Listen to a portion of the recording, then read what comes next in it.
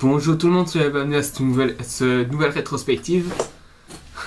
Faut dire que il y a deux choses que je regrette en ce moment, c'est que de 1, cet invité spécial n'a pas vu tous les films de la Marvel Cinematic Universe, super, et que deuxièmement, lors des achats, je viens d'acheter Modern Warfare 3 de Call of Duty, mais bon, on n'y est pas là. Donc, voilà, dans cette Marvel rétrospective, je vais donc vous parler d'Iron Man, de l'incroyable Hulk et de Iron Man 2, comme dans la première partie. Et donc, c'est parti. Donc, Iron Man, c'est parti. So the upgrade is complete. Tell you what, throw a little hot rod red in there.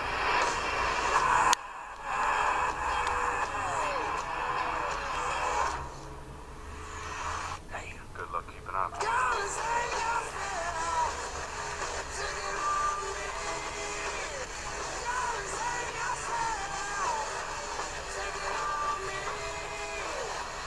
What's going on here? Let's face it, this is not the worst thing you've caught me doing. There's been speculation that I'm parading around as a superhero. I'm just not the hero type, clearly.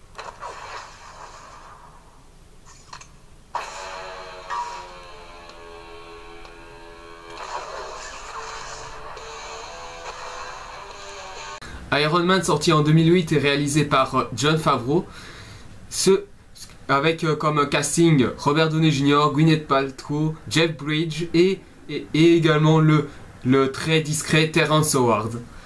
Ce qu'on peut dire de ce film, c'est que sachez que Jon Favreau il a accepté le film car il aimait beaucoup l'histoire et aussi parce qu'il voulait donner un côté naturaliste et aussi changer un peu certaines villes parce qu'il a choisi la Californie au lieu de New York, contrairement à d'autres super-héros comme Batman ou Spider-Man. Et bien sûr, niveau effets spéciaux, pour vous dire directement, ils ont fait un mix entre les trucs simples, à savoir en caoutchouc avec d'abord des versions en caoutchouc et en métal des costumes, pour finalement être régénérés en images d'ordinateur. Mais sinon, voilà. Niveau succès, ça a été extraordinaire. Avec 140 millions de dollars, soit le même budget que Spider-Man 2, le Iron Man encaissera 585 millions de dollars partout dans le monde, ce qui en fait un gros hit. Et niveau critique, très satisfaisante, par rapport à un Play plus. Et bien sûr, c'est aussi le film qui a permis à Robert Downey Jr. de sortir de sa période creuse. Parce que oui, avant Iron Man, Robert Downey Jr. était dans une période assez délicate puisque il mixait entre la drogue, l'alcool et tout ce genre de choses. Et c'est Iron Man qui a permis de devenir une superstar. Voilà. Donc, de quoi parle ce film? Tony Stark, fils de Howard Stark, il est grand chef de l'entreprise Stark Enterprise Industry. Il s'est fait capturer par des terroristes pendant une période de désert. Seulement voilà, Tony Stark arrive à s'échapper grâce à ses moyens en créant une armure qui permet de résister aux balles et également d'utiliser un lance-flamme. Malgré cet échappatoire, il se rend compte que les terroristes utilisent des armes provenant de son entreprise, dont la nouvelle arme appelée le missile Jericho. Et à partir de là, Tony Stark s'est juré de protéger la veuve et l'orphelin en se créant une toute nouvelle armure créée pour l'occasion. Seulement voilà, cette armure intéressera une personne, à savoir Obadiah Stane, qui n'aura pas d'autre choix d'utiliser l'invention de Tony Stark pour remonter beaucoup plus son entreprise. Voilà, l'histoire c'est grosso modo ça. L'air de rien, ça a l'air d'être une histoire assez simple, surtout pour un film super-héros, mais il n'en est rien. Iron Man est plus qu'un bon film, c'est même un excellent film, et on va y commencer tout de suite. Niveau réalisation, il faut dire que Jon Favreau est connu pour faire des comédies. Il a fait aussi un film fantastique appelé Zathura. ici, il s'en est vraiment bien sorti. Il ne s'est pas foulé. Les scènes, les plans sont vraiment très bien faits, foutus.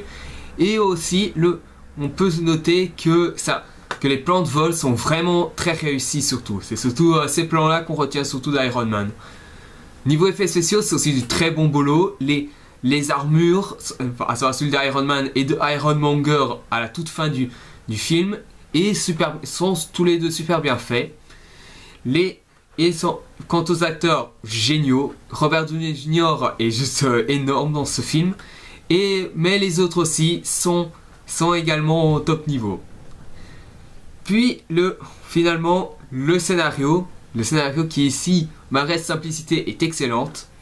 Et il faut dire que il y a des moments où il y a aussi l'humour qui est vraiment très sympathique.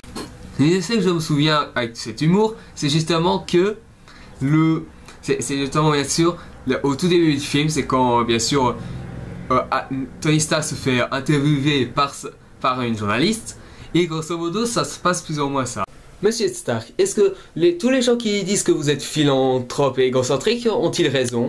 Ça, c'est ce qu'ils disent de moi, mais je suis quelqu'un de très très fort dans beaucoup de choses. Et pouvons-nous savoir de quoi vous êtes fort aussi? Oui, je sais, mais c'est vraiment comme ça dans le film. Après, la journaliste et Tony Stark qui se sautent dans le lit. Bon, mais il y a aussi certains passages d'humour, comme par exemple quand Tony Stark fait des petits tests pour construire son armure. Savoir l'armure qui va devenir celle de Iron Man donc. Et bien sûr, ce qu'on peut dire, c'est que niveau scène d'action, et ça j'ai oublié de préciser, les scènes d'action sont vraiment très bonnes. Enfin, c'est vrai qu'il y en a pas, il y en a quelques-unes au début, puis après il y en a un peu plus tard, mais la plupart sont assez bonnes. Et j'apprécie beaucoup lorsque Iron Man arrive dans un camp attaqué par des terroristes et qui les décomme sans aucune difficulté. On pourrait faire ça avec l'État islamique par hasard. Après, le petit défaut que j'aurais pu donner à Iron Man, ça aurait été que le style du film. Mais bon, ça, il faut vraiment apprécier le contrat qu'on nous donne quand on voit ce film. Ce film a un côté comédie d'action. Mais d'un autre côté, voyant la personnification de Tony Stark, je ne vois pas comment on aurait pu faire autrement. Mais bon. En tout cas, ce que je peux dire, c'est que c'est une expérience assez bonne. Voilà, j'ai pas non plus grand chose à non plus donner de négatif. Pour moi, Iron Man, premier du nom, c'est une bonne porte d'entrée. Et c'est pour ça que pour moi, il n'y a pas vraiment beaucoup de défauts et que la critique, elle n'est pas si longue que ça. Mais voilà, je veux dire, Iron Man, pour moi, c'est l'un des meilleurs films depuis Spider-Man 2.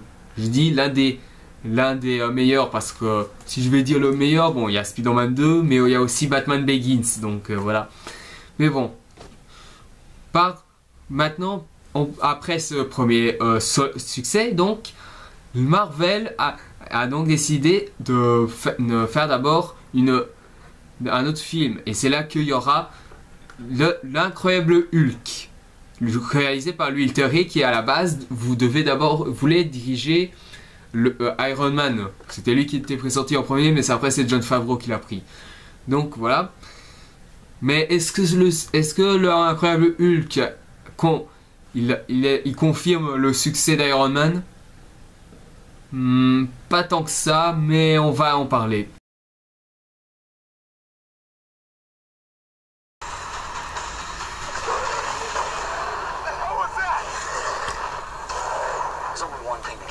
It's in me. Maybe if I can control it, I can use it.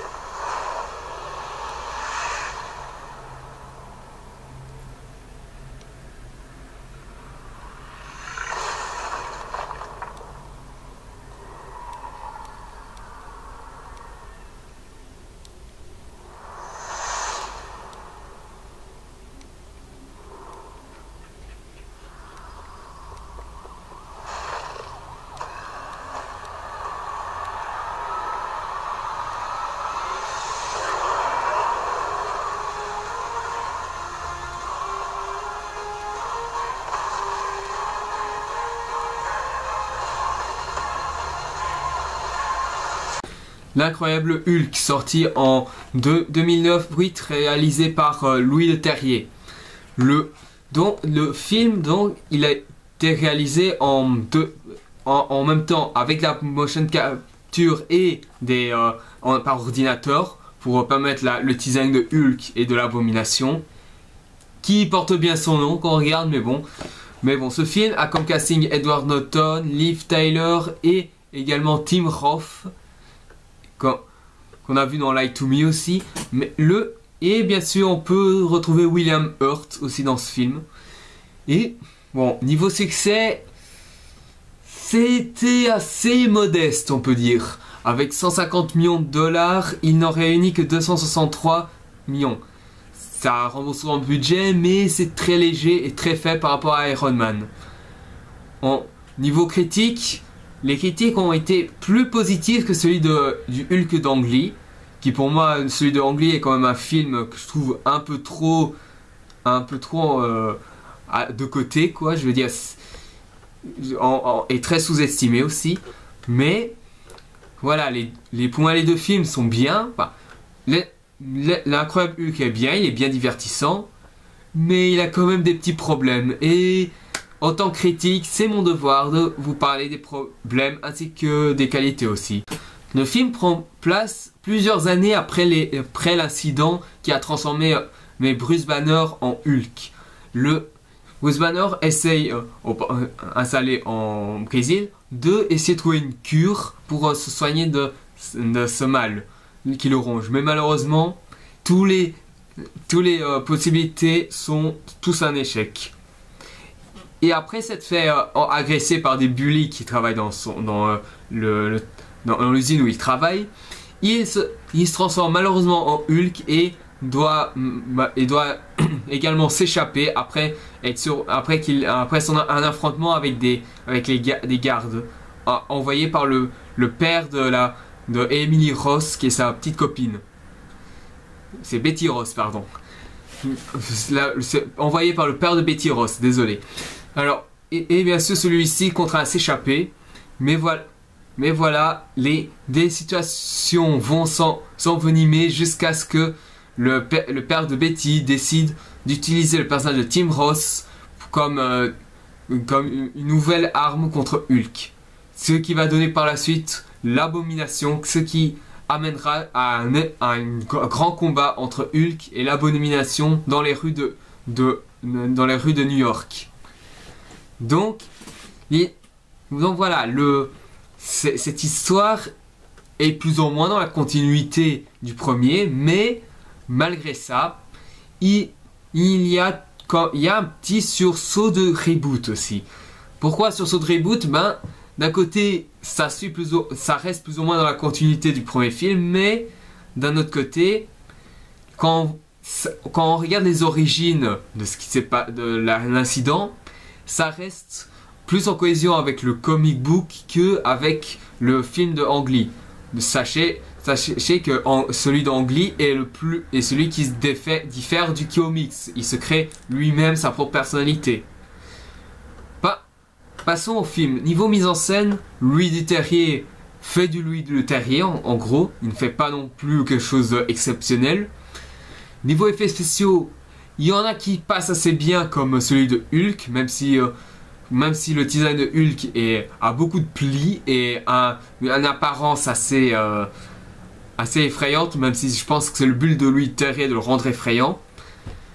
Mais il y a aussi d'autres effets spéciaux qui passent beaucoup moins, comme par exemple le moment où le personnage Tim Roth est envoyé contre un arbre après avoir reçu un kick de Hulk, ou encore l'Abomination qui est une abomination, tout simplement.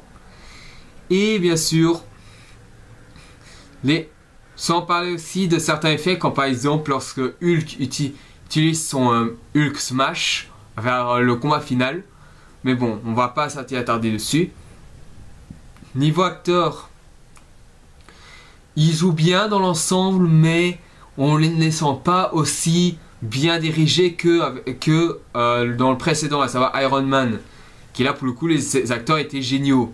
Ici, l'incroyable Hulk, il y en a qui passent, mais ça reste limite, quoi.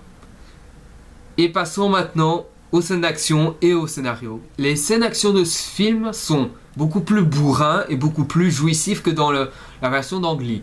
Mais d'un autre côté, le film d'Ang Lee est surtout connu pour être plus psychologique. Et c'est pour ça aussi que j'arrive pas vraiment à détester la Hulk d'Ang Lee. Au final, en gros, non, j'aime beaucoup ce film. Mais je trouve que parmi d'autres films super-héros, il est quand même assez faible. Mais je préfère quand même assez à Spider-Man 3. Enfin, ça, après, ça ne concerne que moi. Les scènes d'action en soi sont assez bonnes dans l'ensemble. Même si, voilà, on sent que quand on regarde les effets spéciaux, même s'ils sont bien faits, ça reste quand même des effets. Et c'est quand même assez dommage. Puis, niveau scénario cette fois. Le scénario par rapport à une suite qui devait confirmer la réussite de la Marvel Cinematic Universe, c'est vraiment, mais c'est sympa, mais c'est quand même un peu raté. En gros, voilà, le film en soi commence par une revisite de ce qui s'est passé avant. Pourquoi pas? Puis, on voit Edward Norton faire sa petite vie et aussi en essayant de trouver une solution pour se débarrasser de Hulk, si vous voulez. Puis quand tu arrives dans l'usine, ouais, quand il y a ces bullies là, tu te dis, ouais, où est-ce que ça va aller? Et sachant aussi qu'il y a une information où un cameo de Stan Lee, il boit une bouteille remplie de Genie, je pense que c'est de Genie, c'est, et que celui-ci a été intoxiqué à cause de cette petite goutte de sang qui est tombée. Et oui, j'avais oublié de parler de celui d'Iron Man. Pour moi, il est là, mais il passe inaperçu. Voilà. Celui de Hulk, ça se passe vraiment dans un petit événement comme ça. Mais sinon, voilà. Pourquoi je dis que c'est décevant? Bah, c'est parce que c'est surtout sur le côté scientifique qui est un poil trop appuyé. Pour moi, le nécessaire, ça aurait pu être suffisant, mais bon. Voilà. Mais il n'y a pas que ça. Certains militaires sont quand même assez cons, mais bon. Cons dans le sens, c'est surtout vers la bataille finale.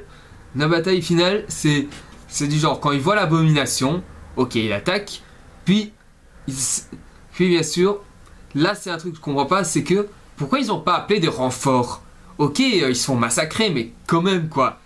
Ou à la limite, si vraiment vous voyez que la situation se dégénère, utilisez Hulk, quoi. Utilisez Edward Norton, quoi. Ok que une partie des rayons gamma ont été plus ou moins enlevés, mais Hulk est toujours là. Donc reste encore assez suffisant pour affronter l'abomination. Et en plus de ça, c'est surtout le père que je comprends toujours pas. Quand est-ce qu'il se rend... Pourquoi, dès qu'il a vu que l'abomination est tombée au désastre, pourquoi il n'a pas essayé une seule fois de se rendre compte que l'utilisation de rayons gamma pouvait être nocive pour une certaine personne? Je veux dire, Tim Ross, c'est un personnage qui vraiment est impressionné par Hulk et que bien sûr il veut bien sûr voir qu'est-ce qu'il vaut. Mais bien sûr voilà, il devient l'abomination, il est devenu encore plus fou que Hulk. Et bien sûr, le mec, il ne s'est pas dit une seule seconde sur quoi cette connerie allait lui envoyer. Qu'est-ce que ça lui a envoyé? Ben la destruction d'un quartier et le mort d'une dizaine, voire même de centaines de personnes. Mais il y a encore un autre truc stupide. Vous voyez cette scène lors de l'affrontement entre Hulk et l'abomination, lorsque le père de Petty Ross se trouve dans un hélicoptère avec une garde et que celui-ci dit « Vite, décommez ce monstre !» Mais lequel? Mais celui en vert, bordel. L'autre, vous le déchirez, vous le transformez en boulet de canon. Qu'est-ce que vous... Vas-y. Voilà. Donc, en gros, les soldats, ils n'ont toujours pas compris que Hulk est là pour les aider. J'imagine qu'ils devaient faire la petite fiesta pendant que Hulk et l'abomination étaient en train de se battre. Enfin, voilà. Mais bon, passons quand même sur le combat contre l'abomination, c'est assez bien ensemble, même si les effets spéciaux se laissent toujours ressentir. Je vous rappelle qu'ils ont mixé entre les images par ordinateur et la motion capture, quoi. Et même, enfin, c'était pas encore la motion capture vraiment ultra bien faite. On n'est pas, parce que ce n'est pas non plus comme le Pôle Express ou alors Beowulf, mais bon. Mais voilà, niveau scène d'action, la scène finale, le combat final est assez bien. Ce qui est un peu dommage, c'est plus tard, mais on y déjà que les attaques, à savoir le Hulk Smash ou alors le grand attaque où il fait comme ça a été vu dans un jeu qui s'appelle Hulk Ultimate Destruction, qui est un jeu assez jouissif au passage, où Hulk, il utilise certains trucs pour repousser ou pour tuer ou vaincre ses ennemis.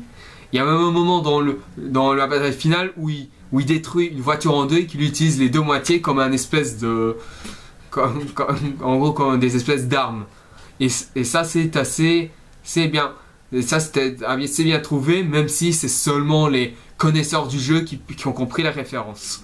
Idem pour les autres parties qui vont suivre. Sans penser aussi au joli coup de boule que Hulk fait à l'abomination. Oui, je pense que c'est un petit hommage à Zidane, je pense. Pas le meilleur des hommages, mais voilà.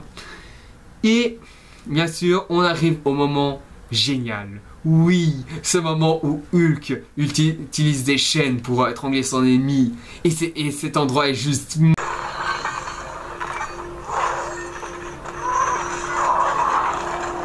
Yay!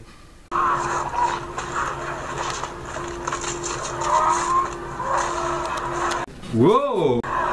Oui, vas-y, tue-le. Oui, c'est ça. Continue, je sais que t'en as envie. Allez! Oui, allez, vas-y! Oui! Oui!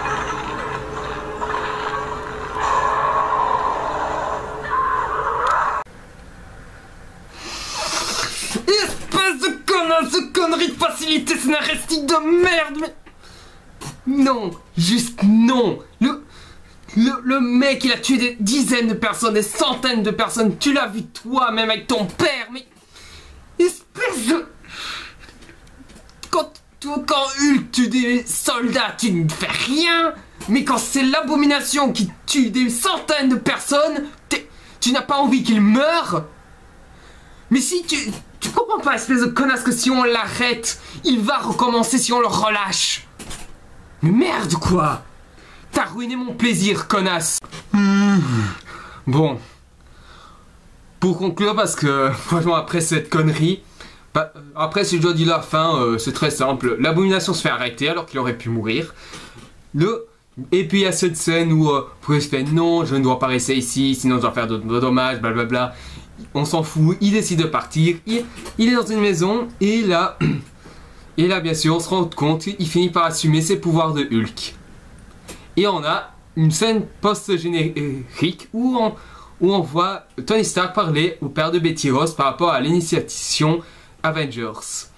Et par rapport à la scène post-générique du premier Iron Man, on voit justement le Nick Fury, joué par Samuel L. Jackson, qui est dans la maison de Tony Stark et qui lui parle de l'initiation Avengers. Voilà. Après, pour conclure, l'incroyable Hulk est divertissant, mais il est assez... Mais voilà, le blabla scientifique, le côté amourette pas vraiment intéressant. Franchement, il est vraiment pas intéressant. Et cette facilité scénaristique de merde à la fin du combat final, ils me font un peu chier, ce qui fait que je ne peux pas apprécier le film dans toute sa splendeur. Sans oublier aussi que certains effets spéciaux, la plupart sont moches. Sans parler de l'abomination, quand je passe surtout de l'abomination et du moment où le père Ross reçoit un coup de kick de Hulk, voilà. Mais sinon, voilà, c'est un film qui passe son temps, mais voilà. En tant que vrai film, je préfère celui de le Hulk de Ang Lee. En tant que divertissement, je préfère celui-là. Mais bon, voilà. Malgré un succès très modeste de la Hulk, qui a eu des meilleures critiques que celui de Ang Lee, Il décide donc d'être dans la production de Thor, d'un autre nouvel d'un des Avengers. Mais voilà, sachant que la production est un petit peu en cours, ils ont décidé de sortir une suite Iron Man, ce qui donnera Iron Man 2. Et est-ce que ça remplit le gouffre qu'a fait l'incroyable Hulk? On peut dire ça, mais c'est toujours pas ça.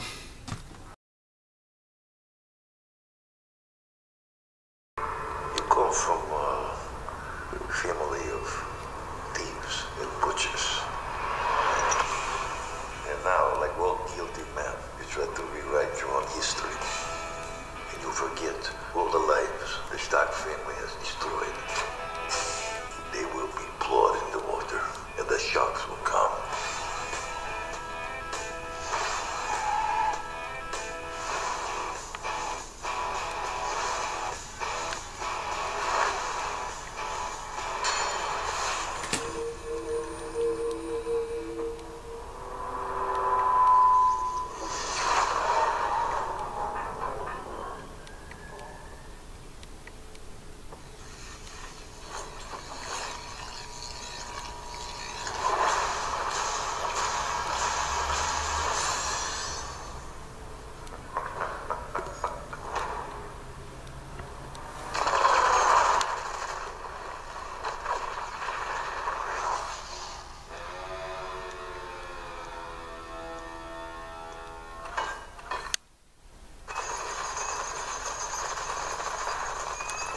Iron Man 2 sorti en 2010, toujours réalisé par Jon Favreau, et cette fois-ci avec le même casting, à savoir Robert Downey Jr., Gwyneth Paltrow, mais aussi des nouveaux venus comme par exemple Scarlett Johansson ou encore Don Cheadle qui remplace Terrence Howard pour Ron, l'ami de Stark, et également Mickey Rourke dans le rôle du méchant, à savoir Whiplash. Qui maintenant ça me fait beaucoup penser au film avec Miles Teller, qui est aussi un excellent film que je vous conseille. Niveau succès, il a fait mieux que l'incroyable Hulk avec 200 millions de dollars, ce qui avant d'autres films est l'un des plus chers de la Marvel Cinematic Universe. Il rapportera 623 millions de dollars, ce qui est un gros succès, même un très bon hit. Niveau critique, c'est très positif, mais ça reste aussi très faible par rapport au premier film. Et certaines critiques n'ont pas non plus, ils ne sont pas hésités à dire que c'était qu'il était moins bon que le premier, et que c'est l'un des plus, que même encore aujourd'hui il est considéré comme l'un des plus faibles de la Marvel Cinematic Universe, si ce n'est le plus faible aussi. De mon côté, je suis d'accord sur le point que c'est l'un des plus faibles, mais pour moi le plus faible, ça reste quand même l'incroyable Hulk. Mais bon, je vais vous dire pourquoi, mais je vais quand même vous parler des petites qualités qu'a Iron Man 2. Les qualités de ce film sont sa réalisation, qui est toujours aussi bonne, les acteurs toujours aussi géniaux, les effets spéciaux toujours aussi bien faits, et certains points du scénario, comme par exemple la maladie qu'a Tony Stark, à savoir ce truc empoisonné qu'il a dans ce corps. Mais bon, parlons quand même du scénario, parce que je l'ai un peu sauté. Le scénario, c'est Tony Stark continue sa vie en jouant les super-héros, mais seulement voilà, lors d'une course à Monaco, il rencontre un nouvel ennemi, Whiplash, qui est soi-disant l'une des personnes dans lesquelles la famille Stark a nuit. Et bien sûr, celui-ci est bien décidé à se venger. Seulement voilà, ce Whiplash va s'allier avec un Hammer, concurrent de Stark Industries, et que bien sûr Iron Man devra affronter cet ennemi, mais pas seul, parce que Ron va bien sûr l'aider à affronter ce fameux personnage dans le nom de War Machine. Le scénario, ça a l'air d'être sympa au premier abord, mais il a un petit problème. Et c'est là qu'on va arriver dans les défauts du film. Le scénario a beaucoup de problèmes quand même. Déjà, pour commencer, les scènes d'action sont beaucoup moins présentes, enfin, je dis moins présente que dans le premier, ce qui est quand même quelque chose. Mais voilà, les scènes d'action, ils ont une énergie, ce qui est bien, mais elles ne sont pas aussi mémorables que dans le premier. Et ça, c'est vraiment dommage. Puis, deuxièmement, l'humour est assez bien présent. Ceux qui se plaignent de l'humour dans le premier, vous allez avoir du mal dans le deuxième. Et aussi, on peut, dans ce passage, même si ça ne m'étonnait pas de leur part, on peut sous-entendre qu'il y a le bouclier de Captain America, enfin qui a été mentionné. Voilà.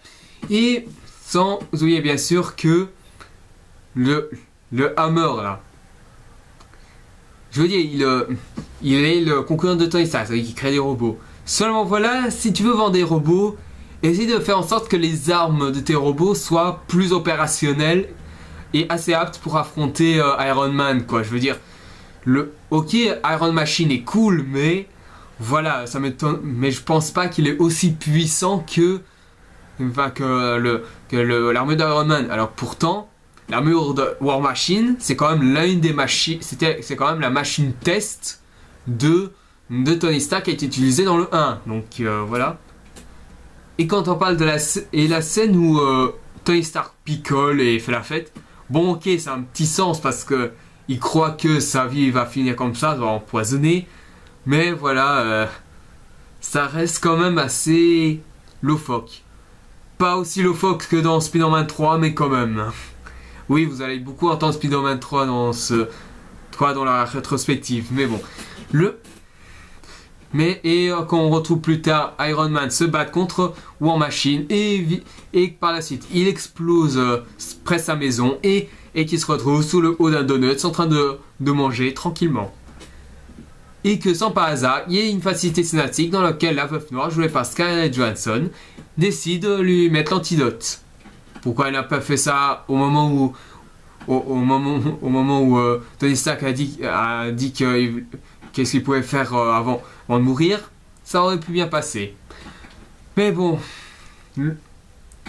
au moins, il est soigné, hein. Au moins c'est ça. Et puis les meilleures scènes d'action de ce deuxième volet, c'est quand Iron Man se bat contre Whiplash. Et aussi la scène finale où l'armée de robots contrôlée par Whiplash, donc il commence à tuer beaucoup de gens. Et il s'attaque également à Iron Man, mais bon. Mais voilà, sinon les scènes d'action, même si en soi on voit que ça aurait pu être ambitieux, c'est tout, voilà. Et en plus, le Whiplash il meurt en se suicidant avec son autodestruction. Ben, en disant tu as perdu. Non mec, je crains que c'est toi qui as perdu mec. Voilà, la caractérisation du méchant n'est vraiment pas énorme. Et c'est ce que va devenir pour certains des méchants de la Cinematic Universe. Vous verrez plus tard. Mais bon, pour cela, parlons de la scène post-générique. La scène post-générique montre l'un des agents de SHIELD en train de dire à Nick Fury « Et on l'a trouvé ». Et là, on se rend compte que, oui, c'est le marteau de Thor qu'on voit au-dessous d'un cratère. Ce qui signifie bien sûr que le prochain épisode, c'est le Thor de Kenneth Branagh. Mais que je vous dirai dans la deuxième partie. Sinon voilà, je vais conclure sur Iron Man 2. Et même si on sait que ce n'était pas non plus difficile vis-à-vis de mon avis. Pour conclure, Iron Man 2 est sympa, divertissant, mais il est peu captivant que le premier. Pas assez fourni au niveau du scénario. Le méchant a une caractérisation très faible. L'humour est parfois assez lourd. Et sans oublier aussi que les scènes d'action ne sont pas aussi audacieux que le premier. Et c'est vraiment dommage. Mais bon, pourquoi je le préfère quand même à l'incroyable Hulk? Ben c'est peut-être parce que c'est parce qu'au moins, ben, c'est qu'au moins à cause des acteurs, les effets spéciaux, la mise en scène, au point de vue technique, c'est toujours aussi réussi. Donc voilà, c'est pour ça que je préfère Iron Man 2 à Hulk. Hulk, il y avait des effets spéciaux qui marchaient, d'autres beaucoup moins. Et le scénario était déjà pas si fourni que ça non plus. Donc voilà.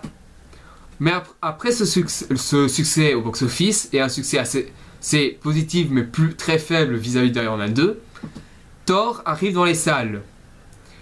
Et là, c'est là que Thor va diviser le public, malgré un bon succès au box-office et critique. Mais ça, je vous dis à la prochaine fois pour la deuxième partie. Et n'oubliez pas aussi de mettre un j'aime, de vous abonner, et également de mettre des commentaires, et de poser des questions.